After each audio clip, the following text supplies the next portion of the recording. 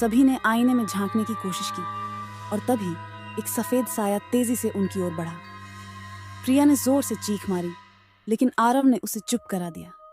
उसने कहा, यह सिर्फ हमारी आंखों का धोखा है, कुछ नहीं है यहाँ। लेकिन तभी आईने में कुछ स्पष्ट दिखाई दिया, चारों दोस्तों की परछाइयां, मगर वे परछाइयां हंस रही थीं। परछाइयां बिल्कुल वैसे ही कपड़े पहने थीं जैसे वे खुद थे, लेकिन उनके चेहरों पर एक भयानक मुस्कान थी। वे सभी सिहर गए।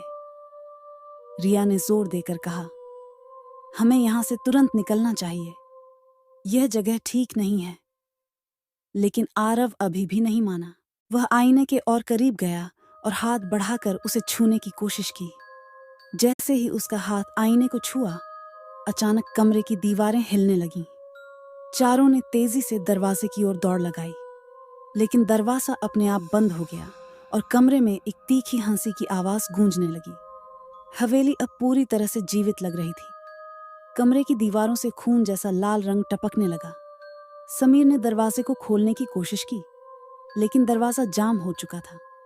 अचानक हवेली के हर कोने से फुसफुसाहट सुनाई देने लगी, जैसे सैकड़ों लोग एक साथ कुछ बुदबुदा रहे हों। रिया ने घबराकर कहा, क्या ये सच में भूत हैं? आरव ने पहली बार खुद को कमजोर महसूस किया। उसने दरवाजे को जोर से धक्का दिया और दरवाजा किसी तरह खुल गया। वे सब बाहर की ओर भागे, लेकिन हवेली के गलियारों में रास्ता बदल चुका था। हर बार जब वे एक कमरे से दूसरे कमरे में जाने की कोशिश करते, उन्हें वही पुराने कमरे में लौटते हुए पाते। ऐसा लग रहा था जैसे हवेली उन्हें खेल रही हो।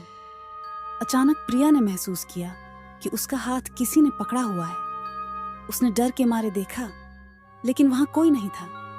वह जोर से चीखी और सबने उसकी ओर देखा। उसकी आंखों में भय था और वह अपने हाथ को हिला रही थी, मानो कोई अदृश्य ताकत उसे खींचने की कोशिश कर रही हो। आरव ने तुरंत उसका हाथ पकड़ा और खींचकर उसे अपने पास ले आया। हवा में एक भयानक ठंड थी और चारों को महसूस हो रहा था कि हवेली की दीवारें धीरे धीरे उनके चारों ओर सिकुड़ रही हैं। वे सब एक कमरे के कोने में सिमट गए।